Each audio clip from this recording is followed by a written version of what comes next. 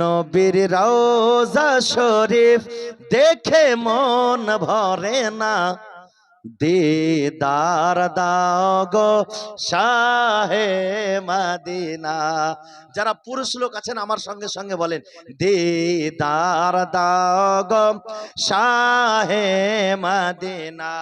নবীর রওজা শরীফ দেখে মন ভরে না, দিদার দাও গো না, দিদার দাও গো শাহে মদিনা। আরশের মেহমান করেছেন আল্লাহ, কত শান কত মান মোর কামলিওয়ালা। জোরে বলেন সুবহান। আরশের মেহমান করেছেন আল্লাহ, কত শান কত মান মোর কামলিওয়ালা। ও গো মদিনাওয়ালা, ও গো মদিনাওয়ালা, করো করুণা। ও গো মদিনাওয়ালা, করো করুণা। দিদার দাও গো শাহে মদিনা, দিদার দাও গো শাহে মদিনা। নবীর রওজা শরীফ দেখে মন ভরে না, দাও গো শাহে মদিনা। জালি মোবারক দেখিলে এক নজর, নূরেতে ঝলমল করিবে ভিতর। জালি মোবারক দেখিলে এক নজর, নূরেতে ঝলমল করিবে ভিতর। ও গো রউফুর রহিম কাছে ডাক দাও না, ও গো রউফুর রহিম কাছে ডাক দাও না। দিদার দাও গো শাহে মদিনা, দিদার দাও গো শাহে মদিনা। নবীর রওজা শরীফ দেখে মন ভরে না, দিদার দাও গো হে মদিনা, দিদার দাও গো। পৃথিবীর যেখানে যতবার গিয়েছি, কম বেশি দুঃখ তো পেয়েছি। পৃথিবীর যেখানে যতবার গিয়েছি, কম বেশি দুঃখ তো পেয়েছি। রোজাতে গেলে, রোজাতে গেলে মনের দুঃখ থাকে না। রোজাতে গেলে মনের দুঃখ থাকে না। দিদার দাও গো শাহে মদিনা, দিদার দাও গো শাহে মদিনা। নবীর রওজা শরীফ দেখে মন ভরে না, নবীর রওজা শরীফ দেখে মন ভরে না। দিদার দাও গো শাহে মদিনা, দিদার দাও গো শাহে মদিনা। বিরাদর ইসলাম মুআজ্জাজ মোহতারাম সামাইন ইকরাম, বাবুজি আমার ভাইরা আমার, নাত শরীফ পড়া তো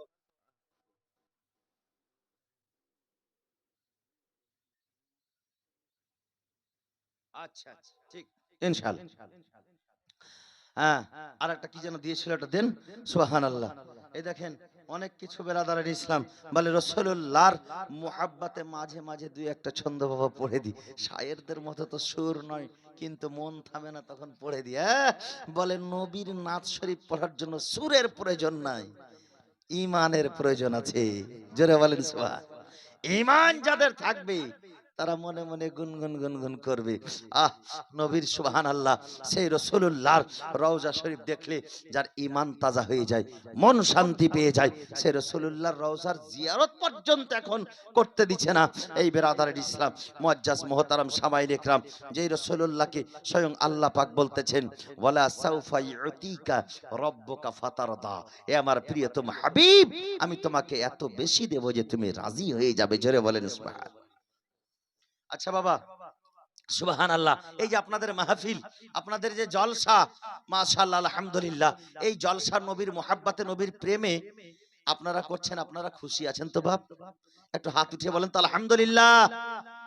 মাশাআল্লাহ আলহামদুলিল্লাহ, মানে আপনারা খুশি আছেন এই জলসায়, নবীর মুহাব্বতে জলসা হচ্ছে আর নবীর প্রেম। আল্লাহ আল্লাহ। হযরতে আবু বকর সিদ্দিক আর হযরতে উমর, দুইজন সাহাবী। হযরতে উমর কি বলছেন জানেন? বলে একটা সময় ছিল যে আমার অবস্থা খুব ভালো ছিল, আমার বাড়িতে মাল দাওলাত খুব ভালো, সেই অবস্থাতে একদিন এক সময় আমার নবীজি বলেছেন যে তোমাদের বাড়িতে যা আছে আল্লাহর রাস্তায় সাদকা করার জন্য নিয়েছো, দান করার জন্য নিয়েছো। আল্লাহু আকবার।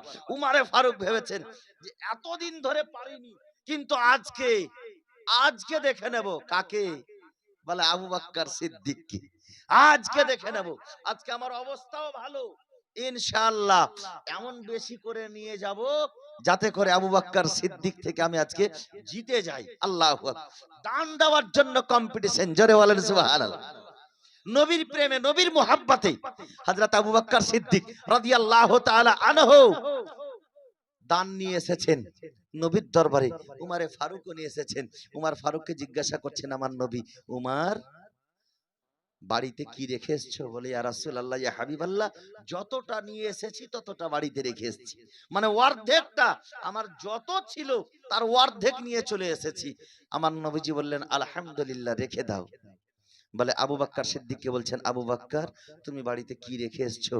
বলে ইয়া রাসূলুল্লাহ, ইয়া হাবিবাল্লাহ, আল্লাহ এবং আল্লাহর রাসূলকে ছাড়া আমার বাড়িতে আর কিছু রেখে আসিনি, যা ছিল নিয়ে চলে এসেছি, আপনার পদতলে আছে। জোরে বলেন সুবহানাল্লাহ।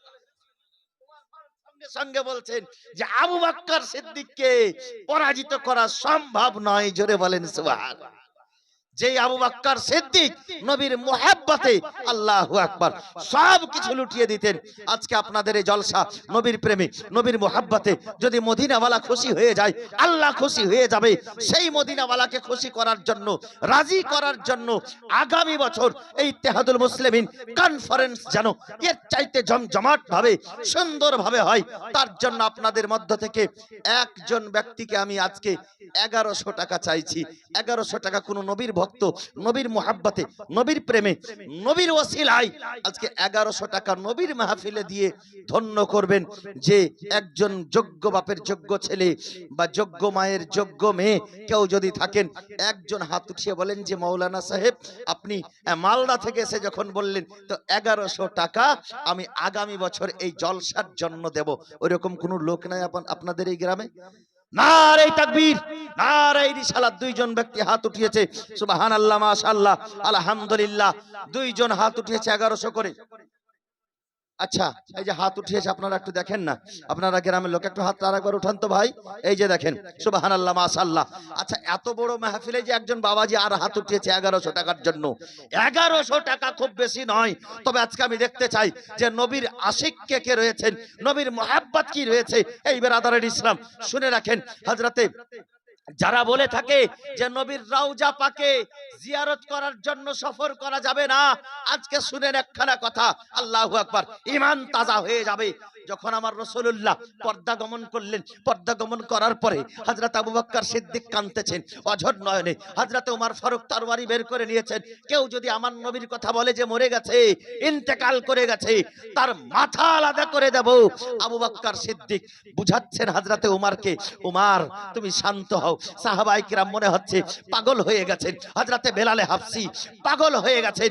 বেলালে হাফসি যাকে তাকে রাস্তা পথে ধরে ধরে বলে, বলো না ভাই আমার নবী কোথায়? হায় রে, বেলালে হাফসি নবীকে ভালোবাসে, নবীকে মদিনার মাটিতে দেখতে না পেয়ে কাঁদতে কাঁদতে চলে গিয়েছিলেন কোথায়? মুলকে শামে। এই যে উলামায়ে কিরাম বসে আছেন, মুলকে শামে চলে গেছিলেন। 1 বছর পরে বেলালে হাফসি আমার নবীকে দেখছেন।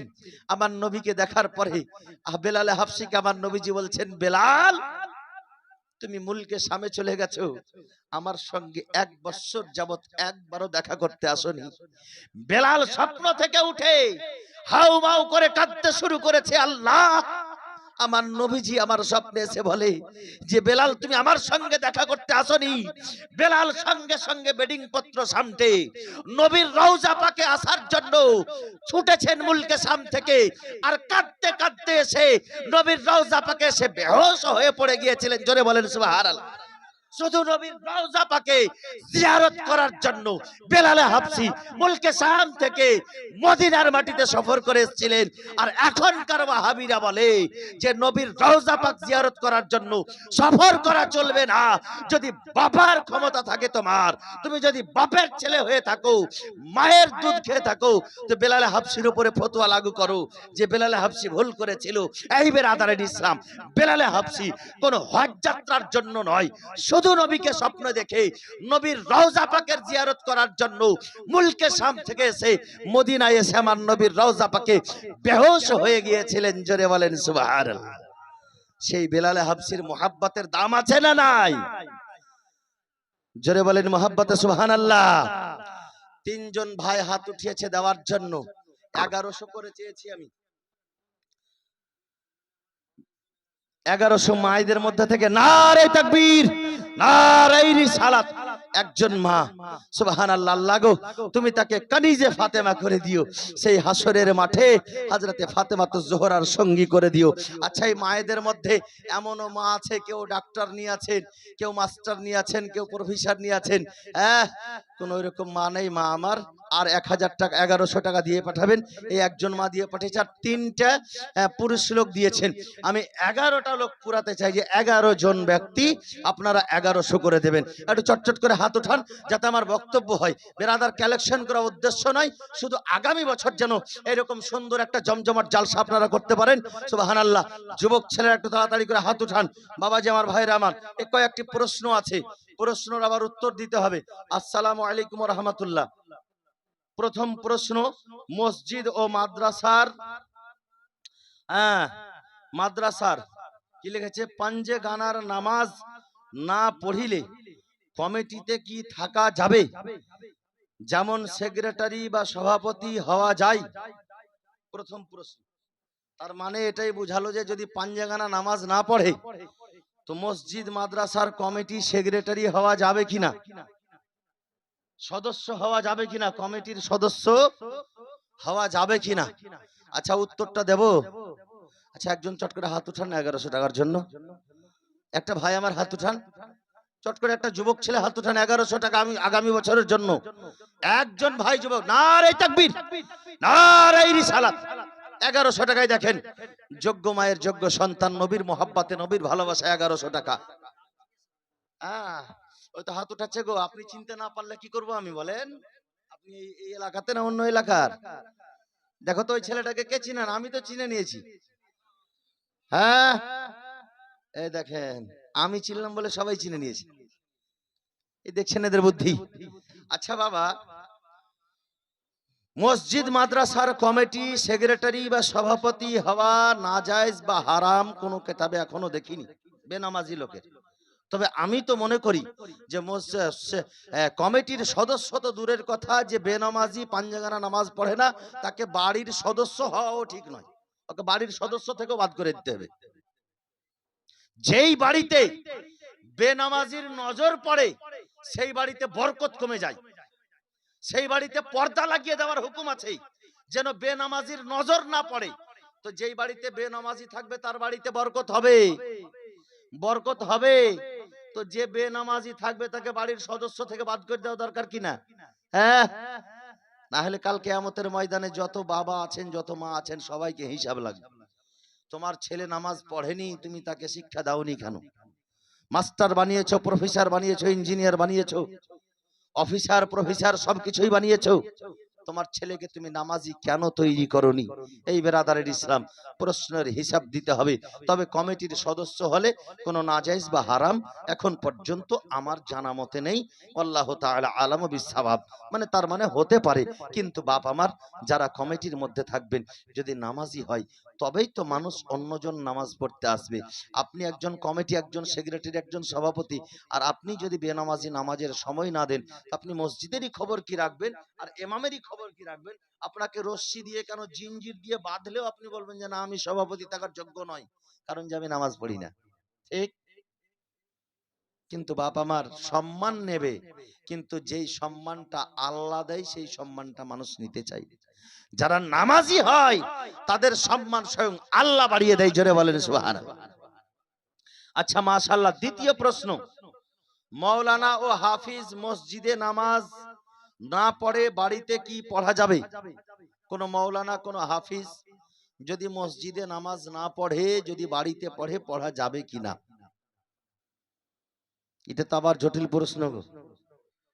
হ্যাঁ, বিশাল জটিল প্রশ্ন। আর কোন একজন ভাই নাই 1100 টাকা দেবেন আর একটা প্রশ্নের জন্য? হাত ওঠান না গো যুবক ভাইরা, নবীর মোহাব্বতে, নবীর ভালোবাসায়। ভাই আমার একটা ভাই যদি 1100 টাকা দেন, কমে যাবে? কমবে না। পিছনে দেখেন তো, আপনার তো চোখ মুখ সবই ঢাকা গো। হ্যাঁ, সুবহানাল্লাহ। কি বললেন? ইখতিয়ার ভাই, ইখতিয়ার না বখতিয়ার? ইখতিয়ার ভাই, নারে তাকবীর। ওহ, আচ্ছা বিরিয়ানির ব্যবস্থা কি হয়নি? হয়েছে? লোককে খাওয়ানো হয়নি, ওর জন্য তো আওয়াজ বের হয় না। আজকে মাগরিবের নামাজের পরে খিলিয়ে দিতে হতো পেট ভরে। হ্যাঁ, একদম টাইট করে খিলিয়ে দিতে হতো, তবে জোরে নারে লাগাইতো। সুবহানাল্লাহ। একটু নারে লাগান বাপ আমার, রাত গভীর হয়েছে কিন্তু নারেতে ঈমান তাজা হয়, মন চাঙ্গা হয়। নারে তাকবীর, নারে রিসালাত, নারে রিসালাত। সুবহানাল্লাহ। আচ্ছা মা বোনদের পক্ষ থেকে কোনো মা আমার 1100 টাকা দেবেন না? এই ভলেন্টিয়ার একটু যান না, দেখেন না বাপ আমার। এই দাদা আমার একটু যখন যান দেখেন, কোন আমার মা, কোন আমার একজন বোন, একটা আমার মা রেডি হন তো মা আমার, 1100 টাকা একজন দেবেন। বলেন ঠিক আছে, আজকে নাই মা আমার, 1 মাস পরে দিয়েন, কোনো অসুবিধা নাই। আপনি নামটা লিখিয়ে দেন, আজকে না দিতে পারবেন 1 মাস পরে দেবেন ইনশাআল্লাহ। একটা নামটা নিয়ে আসেন তো দেখি, কোনো একজন মা যেন রাজি হয় 1100 টাকা দেওয়ার জন্য। আগামী বছর এই নবীর স্টেজ হবে, নবীর মোহাব্বতে, নবীর ভালোবাসায়। যেটা দিবেন রে মা, আপনার স্বামীর ইনকামে আল্লাহ বরকত দেবে, আপনার ছেলের ইনকামে আপনার আল্লাহ পাক বরকত দেবে।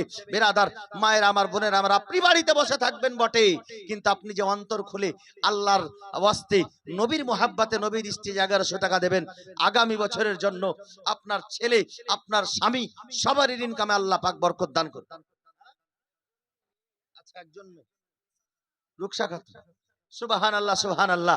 এই দাদার ভাতিজি, সুবহানাল্লাহ মাশাআল্লাহ, একজন বেটি আমার রুকসা খাতুন 1100 টাকা দিয়েছে। নারে তাকবীর, নারে রিসালাত, নারে রিসালাত। আল্লাহ গো তুমি তাকে কানিজে ফাতেমা করে দিও, আল্লাহ তুমি তাকে পর্দানাশী করে 5 ওয়াক্তের নামাজ পড়ার তৌফিক দিও। সকলে বলুন আল্লাহুম্মা আমিন। যাই হোক, প্রশ্নটা, দ্বিতীয় প্রশ্নটা হচ্ছে মাওলানা ও হাফেজ মসজিদে না নামাজ পড়ে বাড়িতে পড়া যাবে কি? যাবে না। এক কথায় উত্তর, যাবে না। দ্বিতীয় নম্বর হলো, যদি কোনো ওই রকম অজুহাত থাকে যেটা শরীয়ত বাধা, যেমন শরীয়তে কয়েকটি কারণে জামাত ছাড়া চলবে। যেমন অসুস্থ লোক এই অতিরিক্ত ঠান্ডায় বের হতে পারে না, যদি বাইরে বের হয় সে হয়তো তার অসুখ বেড়ে যাবে, মারা যাবে, এরকম একটা সম্ভাবনা, সেই লোকটা ঘরের ভিতরে থেকে নামাজ পড়তে পারে। অতিরিক্ত বৃষ্টির সময়, অতিরিক্ত বৃষ্টি হচ্ছে, জামাতের সময় হয়ে গেছে, মসজিদে যাওয়ার সুযোগ নাই, বাড়িতে নামাজ পড়া যাবে। রাস্তা এমন হয়ে আছে, 1 হাঁটু করে কাদো, রাস্তা পের হয়ে যাওয়া যাবে না, সেই সময় বাড়িতে নামাজ পড়া যাবে। এই কয়েকটি কারণ আছে, শরীয়তি কারণ ছাড়া এমনি জামাত ছাড়া যাবে না, জামাত ধরাটা হচ্ছে ওয়াজিব। তার মধ্যে একটা প্রশ্ন, ইমাম যারা আছে ইমাম যদি যোগ্য থাকে তবে গ্রামের আলিম থাকলেও তাকে নামাজে যেতে হবে। এর কারণ ইমাম যোগ্য থাকার মানে আবার একটা আছে। কতক জায়গাতে ইমাম আছে বাবা, যে ইমাম শুধু নামের ইমাম। জেনারেল লোকরা নামাজ পড়ছে, তারা জানে যে সূরা ফাতিহার সঙ্গে আর একটা সূরা পড়লেই হয়তো ইমাম হয়ে গেল। কিন্তু বাপ আমার, ইমামের জন্য শর্ত আছে কয়েকটি। তার মধ্যে যে ইমামতি নামাজের যে ফারাইজ আছে, সে ফারাইজের মধ্যে একটি ফরজ হলো কেরাত করা। কেরাত যদি শুদ্ধভাবে পাঠ করতে না পারে, তবে সেই কেরাতটা পড়া এবং সুনত দুটোই হারাম। এবং সেই রকম কেরাত যদি হয় তবে নামাজও হবে না। তবে জেনারেল লোক যারা কিছু জানে না তাদের নামাজ হবে, কারণ বাহারে শরীয়তের ফতোয়া উম্মিকে পিছে উম্মি কি নামাজ হো যায়গি। আবার দেখা গেল কোন জায়গাতে এরকম আছে যে গ্রামে এমন ইমাম আছে, আচ্ছা উম্মিকে পিছে উম্মি কি নামাজ হয়ে যায়গি মানে বুঝতে পারলেন না? জেনারেল লোকের পিছে জেনারেল লোকের নামাজ হয়ে যাবে। হ্যাঁ হ্যাঁ, ইমাম না, হ্যাঁ আম লোকের সাধারণ মানুষের পিছনে সাধারণ মানুষের নামাজ হয়ে যাবে। তার মানে হলো এটা যে যদি কম লেখাপড়া মাওলানা থাকে, তার কেরাত যদি সঠিক নাও থাকে, তাও জেনারেল লোক যারা কিছু জানে না তাদের নামাজ হয়ে যাবে। কিন্তু যদি এমনও আছে গ্রাম বাবা, যে গ্রামে একজন আলিম হয়ে এসছে, মাওলানা হয়ে এসছে, কিন্তু এমন এমন ইমাম 10 বছর ধরে আছে যে ওর খেলাফে যদি কথা বলে দেয় তো ওর গায়ের চামড়া থাকবে না, তুলে ফেলে দিবে গ্রামের লোক। ওই মুলবি তখন কি করবে? ওই ইমামের পিছনে তো নামাজও হবে না, ও তো মুলবি হয়ে এসছে ভালো, বুঝতে পারছে। হ্যাঁ, একটা গ্রামে গেছিলাম বাবা, নগরিয়া না নগাম্মা বলছে, যাই হোক, ওখানে ফতোয়া দেওয়ার জন্য একজন লোক বলে দিয়েছে যে এই ইমামের পিছনে নামাজ হবে না। যেমন বলে দেওয়া, গ্রামের লোক ক্ষেপে উঠেছে। ও বলছে যে হুজুর যদি আপনি না আসেন তা আমার পিঠের চামড়া থাকবে না, পা হাত ভেঙে ফেলে দিবে আমার। কি হয়েছে রে বাবা? বলছে যে ইমাম সাহেবের 3টা আঙ্গুল পায়ের লাগে না, তাই আমি বলে দিয়েছি যে নামাজ হবে না। এবার আমার পিছনের লোক খেপে গিয়েছে। গেলাম, আর যে দেখছি ফতোয়া দেওয়ার জন্য গেছি, তো এক পক্ষ থেকে আবার একজন আমার শিক্ষক চলে এসেছে, মুফতি শাকির। মানে আমার শিক্ষক এসছে ওখানে ফতোয়া দেওয়ার জন্য, আর আমি এক পক্ষ থেকে গেছি, ছাত্র শিক্ষক এক জায়গায় ফতোয়া দেওয়ার জন্য। তো গ্রামে তো একেবারে দণ্ড লেগে আছে, আর রাগে সব ফুলছে, কোন রকম সুযোগ পেলেই মানে লাঠি তৈরি করে রেখেছে ওর পা ভাঙার জন্য। মানে ইমামের বিপক্ষে বলে দিয়েছে। সব কথাই শুনলাম, ইমাম সাহেব অসুস্থর জন্য পা সত্যিকারের লাগাতে পারেন।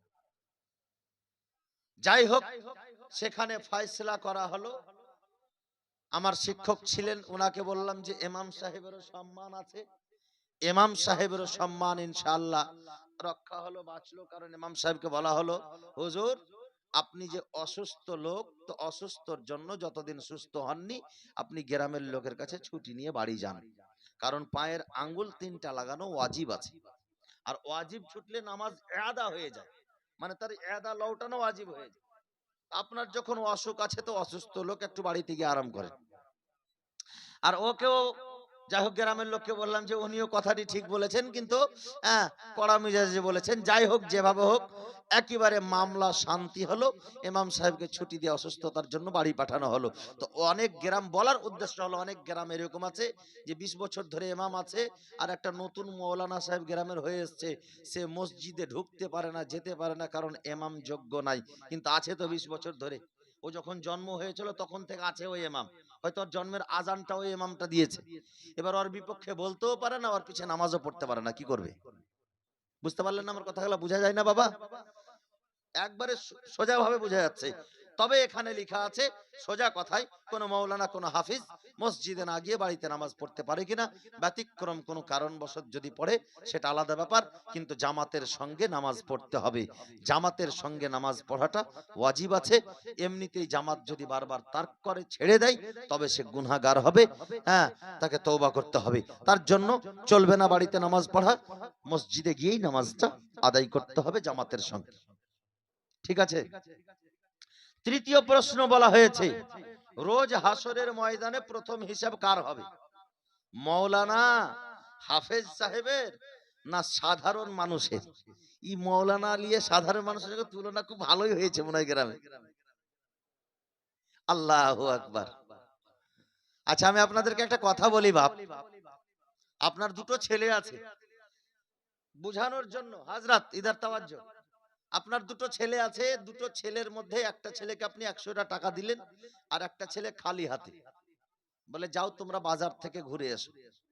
বাজার থেকে ঘুরে আসার পরে আপনি কোনটা ছেলের কাছে হিসাবটা চাইবেন আগে? যাকে 100 টাকা দিয়েছেন তার কাছেই তো। আল্লাহু আকবার। আল্লাহ পাক পছন্দ করেন যাকে। বুখারী শরীফের হাদিস, মান ইউরিদুল্লাহু বিহি খাইরান ইয়াফাক্কাহু ফিদ-দ্বীন ওয়াল্লাহু ইউতি ওয়া আনা কাসিমুন। আমার নবীজি বলেন, আল্লাহ যাকে পছন্দ করে তাকে আলিমে দ্বীন বানায়। আর আলিমে দ্বীন আমার জানা মতে আগে আলিমে দ্বীনেরই হিসাবটা হবে। আহ, কারণ যে হাদিসে পাকের মধ্যে আছে যে আলিমে দ্বীনই আগে জান্নাতে যাবে, আর আলিমে দ্বীনই আগে লাল ঘরে যাবে। কোন ঘরে গো? লাল ঘর। আমার একজন শিক্ষক, বুখারীর শিক্ষক, মাঝে মাঝেই বলতেন যে একজন আলিম জাহান্নামে যাচ্ছে, তো তার মুক্তাদিরা তার পিছন থেকে তার দামান ধরে বলছে, হুজুর আপনি জাহান্নামে কেন? আপনার কথা শুনে আমরা জান্নাতে, আর আপনি জাহান্নামে কেন? বলে, বাবা আমি ওই অন্ধ লোকের মতো ছিলাম যার মাথায় লালটন ছিল। লালটেন, হারকেল, মানে আমি ওই অন্ধ ছিলাম, আমার মাথায় হারকেল ছিল, কিন্তু আমি দেখিনি। তোমরা সেই আলো পেয়ে, পথ পেয়ে তোমরা জান্নাতি আর আমি জাহান্নামী। তার মানে বেআমল আলিম, যারা আমল করে না, দুনিয়াদার আলিম, যারা কোরআন হাদিসের জ্ঞান পাওয়ার পরেও আল্লাহ আল্লাহর রাসূলের কথাকে মানে না, এই বেরাদারের ইসলাম জাহান্নাম। ও বাবা, ও বাপ, একটু চুপ থাকো বাপ। বাবা, আল্লাহ পাক আলিমদের কিন্তু মর্যাদা দিয়েছে। কালকে আবার কোনো আলিমকে কোনো ভুল কাজ করতে দেখে তার কলার ধরে নিয়েন না। জোরে বলেন না একবার সুবহানাল্লাহ। আল্লাহর রাসূল বলেন, ফাজলুল আলিমি আলাল আবিদি কা ফাজলিল কামারি লাইলাতুল বাদারি আলা সাইরিল কাওয়াকিব। একজন আলিমের ফজিলত আবিদদের মধ্যে, আবিদ কাকে বলে? যারা 5 ওয়াক্তের নামাজ পড়ে, চাস্তের নামাজ পড়ে, ইশরাকের নামাজ পড়ে, তাহাজ্জুদের নামাজ পড়ে, নফল নামাজ পড়ে, কোরআনের তেলাওয়াত করে, সব সময় আল্লাহ আল্লাহ রাসূলের নাম নিতেই থাকে, তাকে বলা হয় আবিদ। একজন আলিমের ফজিলত আবিদদের মধ্যে, অসংখ্য আবিদদের মধ্যে ওই রকম যেমন একটি পূর্ণিমা চাঁদের ফজিলত সমস্ত নক্ষত্রের মধ্যে। জোরে বলেন সুবহানাল্লাহ। ফতোয়ার কিতাব ফতোয়া আলমগীরের মধ্যে লেখা আছে, কোন আলিম যদি ভুল করে, ভুল করলেও সে নবিত্ব জ্ঞান পেয়েছে, তার জন্য তাকে কড়া কথা বলা চলবে না। একজন জেনারেল লোক যদি আলিমের ভুল দেখতে পায়, তো যেমন একজন যোগ্য ছেলে তার বাপের ভুল ধরিয়ে দেয়, যেমন একজন যোগ্য ছাত্র তার শিক্ষকের ভুল ধরিয়ে দেয়, ঠিক সেই রকম ভাবে তার আদব রেখে তার সঙ্গে তার ভুলটা ধরিয়ে দিতে হবে, তার সঙ্গে কথা বলতে হবে। তার আবার কলার ধরে নিয়েন না কেউ। কারণ যে ওই আলিম, আমার শিক্ষক বলতেন যে সে আলিম আগে জাহান্নামে কেন যাবে? কারণ আপনি তার গুনাহ নিজে থেকে নিয়েন না। কারণ ও জানা শোনার পরে, যদি জানার পরে আমল করে তো যেমন নেকি বেশি হয়, তেমন জানার পরে আমল না করলে তার গুনাহটাও বেশি হয়।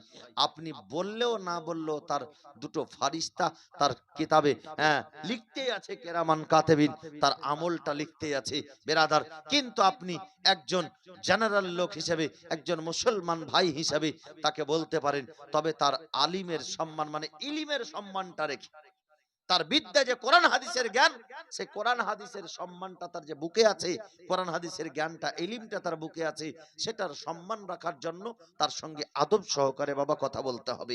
এটাই হচ্ছে শরীয়তের বিধান, এটাই হচ্ছে মাসলা। এখানে লেখা আছে রোজ হাসরের ময়দানে প্রথম হিসাব কার হবে? মাওলানা হাফেজ সাহেবের নাকি সাধারণ মানুষের? অবশ্যই মাওলানা হাফিজ সাহেবের, আমার জানা মতে। আল্লাহু তাআলা আলাম বিসসাওয়াব। আরো একটা প্রশ্ন রাখা আছে, বাপ রে বাপ, প্রশ্ন লম্বা চওড়া, অনেক প্রশ্ন। পাঞ্জাগানা নামাজ না পড়ে কি ঈমানের দাবি করা যায়?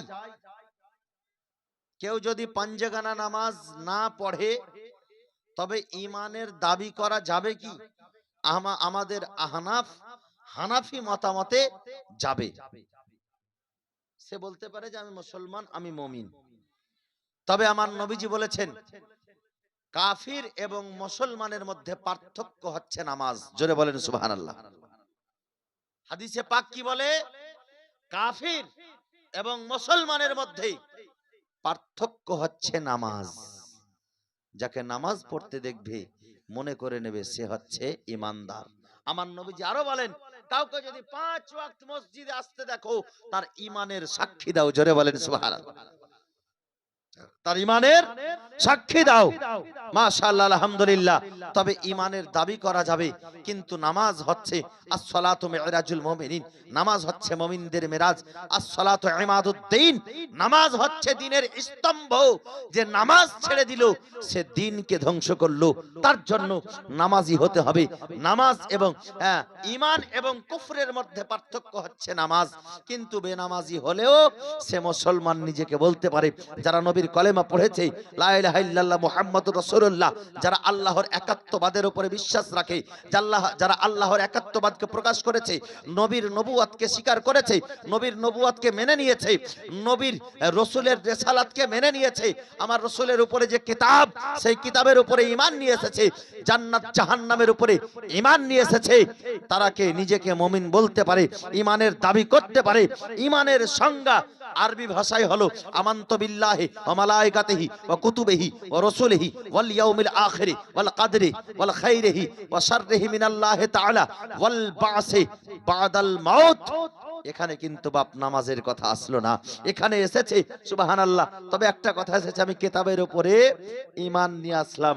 আর কিতাবের উপরে ঈমান নিয়ে আসা মানে নামাজের কথা আসা, রোজার কথা আসা, হজের কথা আসা, যাকাতের কথা আসা, সব কথা চলে আসলো যখন কিতাবের কথা আসলো। বেরাদারের ইসলাম, কিন্তু ঈমানের সংজ্ঞা হলো আমি বিশ্বাস স্থাপন করলাম আল্লাহর প্রতি যে আল্লাহ এক, আমি নবীর প্রতি বিশ্বাস স্থাপন করলাম, আসমানি কিতাবের উপরে ঈমান নিয়ে আসলাম, ফেরেশতার প্রতি ঈমান নিয়ে আসলাম, জান্নাত জাহান্নাম হক আমি তার প্রতি ঈমান নিয়ে আসলাম, ভাগ্যর ভালো মন্দটার প্রতি আমি ঈমান নিয়ে আসলাম, মরার পরে আবার হাসরের মাঠ হবে ইয়াউমে কিয়ামতের প্রতি আমি ঈমান নিয়ে আসলাম।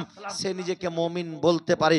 কিন্তু যদি বেনামাজি হয় তো বেনামাজি হওয়ার জন্য তার জন্য হাবিয়া দোজক আরো অন্য অন্য দোজক অপেক্ষা করছে। নামাজ না পড়লে, এক ওয়াক্তের নামাজ যদি কেউ জেনে বুঝে ছেড়ে দেয়, 80 হুকবা তাকে জাহান্নামে জ্বলতে হবে। এই বেরাদারের ইসলাম মুআজ্জাজ মুহতারাম, নামাজ হচ্ছে সেই রাসূলুল্লাহর দেওয়া তোহফা, যেই তোহফা আজকে আমরাকে পড়তেই হবে, পালন করতেই হবে। যদি নবীর সচ্চা আশিক হয়ে থাকি, নবীর প্রেমিক হয়ে থাকি, অবশ্যই সেই নামাজ আমরাকে পড়ে নবীর ভালোবাসা প্রকাশ করে দিতে হবে। বেরাদারের ইসলাম মুআজ্জাজ মুহতারাম, সামাইনে ইকরাম,